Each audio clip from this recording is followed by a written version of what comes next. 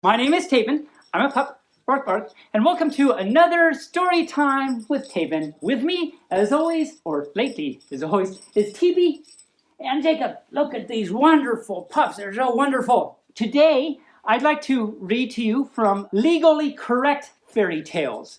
So this is akin to some of my other stories you might have seen, the politically correct fairy tales, and I'm not a political pup, but this is legally correct, and I guess I'm not a legal pup either.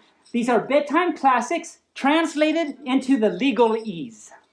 Okay, so this story is Jack Doe and Jill Doe versus the Imperial Bucket Corporation. The plaintiffs, Jack Doe and Jill Doe, both minors, do hereby allege that 1. They suffered grievances and permanent injuries when a steel bucket manufactured by the defendant, Imperial Bucket Corporation, proved to be of unsafe design and manufacture and without proper safety guards, allowing it to be operated in an unsafe manner by these minors. That's 1. 2. The defendant is guilty of such gross product liability as to be responsible for these injuries and therefore should compensate Jack and Jill for a sum greater than $5 million. Okay, they can buy a lot of nice buckets for that much money. Plaintiffs were both completely untrained in the proper operation of the defendant's bucket, hereafter referred to as the pail, when they attempted to convey such pail up a steep incline, hereinafter referred to as the hill. Okay, this is sounding familiar. The pail manufactured by the defendant was made of steel and weighed 1.6 pounds when empty. It was designed to be carried by a rounded metal handle or hail. Depending on the material used to fill the pail, the weight of such pail could vary between 1.9 pounds, cotton, if cotton was in it, and 61 pounds if pig iron was in it. Pig iron, so, I guess they get nourished with their iron? I don't know. Unless one received proper instruction in the use of this pail, it could easily be overloaded, causing it to become unstable. That makes sense. I like how they're very specific about what's going on here so that no one has any questions. The pail included no directions for safe use, no warnings of any kind about the potential danger of the pail, and no safety devices to protect individuals from suffering injuries when using the pail. Well, that's not very responsible of the defendant. The pail could be operated by minors who could not possibly be aware of the inherent dangers in the defective design of the pail and would therefore be subject to injury. You have to prevent that. Jack and Jill will testify that they were able to move forward in a skipping, the definition is proceed with leaps and bounds, in a skipping manner up the hill, holding onto the pail which swung precariously between them, period. Upon reaching the top of said hill, they proceeded to fill the pail with a clear liquid, hereinafter referred to as water. The weight of the water will be affixed through laboratory testing.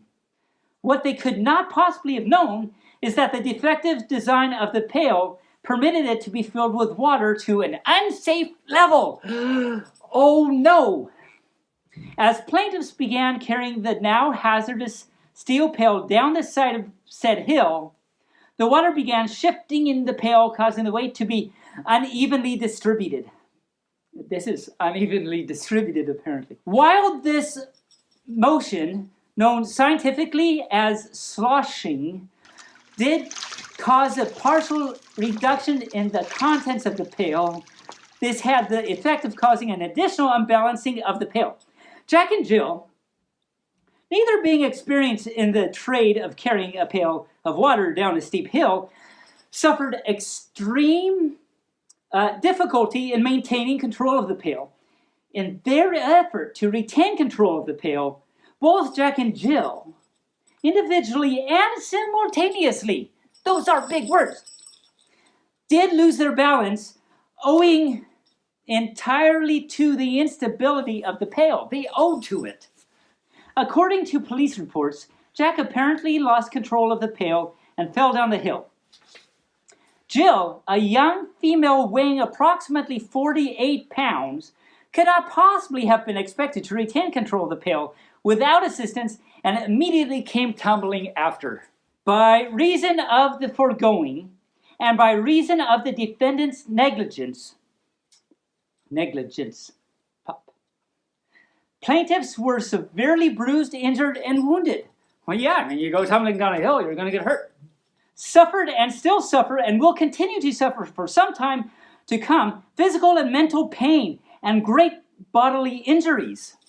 Specifically, Jack sustained bruises and concussions and contusions on his legs. See, legs don't have concussions, but they can have contusions.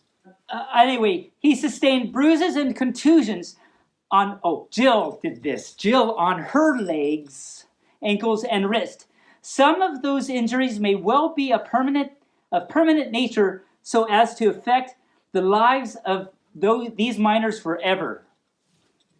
Forever and one day. That's a long time, forever and one day. The Imperial Bucket Corporation, being aware for an indeterminate time that the bucket they callously manufactured and offered to market had serious design flaws and under certain conditions could cause serious injury, nevertheless did continue to manufacture and market such a bucket to the public. Got it. They failed to take the necessary steps to inform the public of the potential for injury inherent in the use of their product. Very irresponsible indeed. That they did so and continue to do so indicates a disregard for the public welfare. This pup can't talk. Public welfare, for which punitive damages might be deemed appropriate. Until such design problems, as noted, are corrected, the Imperial Bucket Corporation should be enjoined from offering their product for sale to the public. Enjoined, cohesive. They should also be required to recall all such defective buckets in existence and make appropriate restitution and repairs. All persons past and present in possession of this dangerous product should receive notice that under certain conditions, even with proper precautions, use of this product might result in permanent disabling injury. You've got to take all necessary precautions when using a bucket. Pail, not a bucket, it's a pail. Minors should be prevented from purchasing or possessing this product without proper parental supervision. Due to use of this defective product, Jack Doe and Jill Doe, minors, have suffered irreparable injury and must be compensated in line with the substantial pain and suffering that they have endured. The end.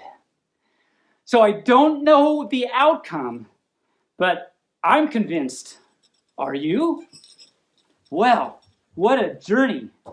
I feel legal all of a sudden, and I'm sure I can judge and jury the correct fluff. I have no idea what I'm talking about, but that's what this does to me. Look at this. Oh, my Lord. What do you think about that, TB and Jacob? Yeah, they don't know either.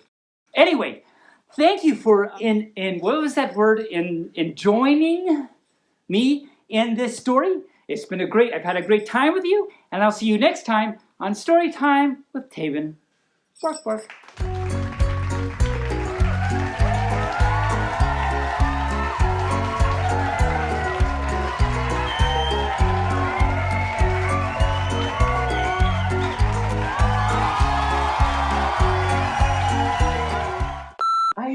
love. See, you can do this. See, he's there. He's back to our regularly scheduled story time. Don't fall. Allow it to be young female. As I just got distracted. Owing. Wow, this is a very legal sentence. Let me try this one again. Count to the.